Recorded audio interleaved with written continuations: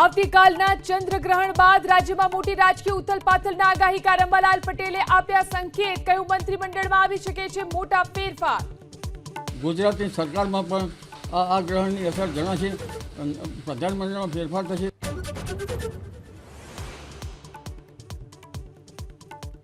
ઉત્તર ગુજરાતના 4 સહિત 7 જિલ્લામાં આજે વરસાદનું રેડ એલર્ટ, તો અમદાવાદ સહિત 13 જિલ્લામાં ઓરેન્જ અને કચ્છ સહિત 13 જિલ્લામાં યલો એલર્ટ।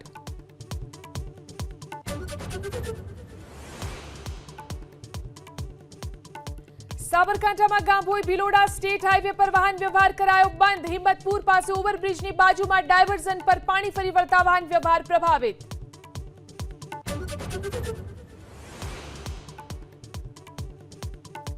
ઉપરવાસમાંથી પાણીની આવક ઘટતા સરદાર સરોવર ડેમના 15 દરવાજા ખોલાયા, 1.90 મીટર, હાલ ડેમની જળ સપાટી 136.11 મીટર, નદી કાંઠાના વિસ્તારોને મોટી રાહત।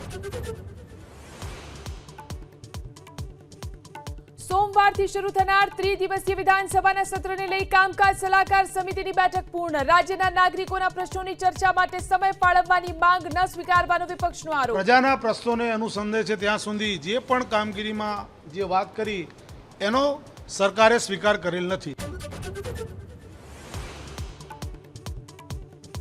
ચંદ્રગ્રહણને લઈ કાલે બપોરે 1:30 વાગ્યાથી દ્વારકા જગત મંદિરમાં દર્શન બંધ, પૂર્ણિમા હોવાથી 56 સીડી ગેટથી ભક્તો સવારી કરી શકશે દર્શન, સોમવારે મંગળા આરતી સમયે ખુલશે મંદિર।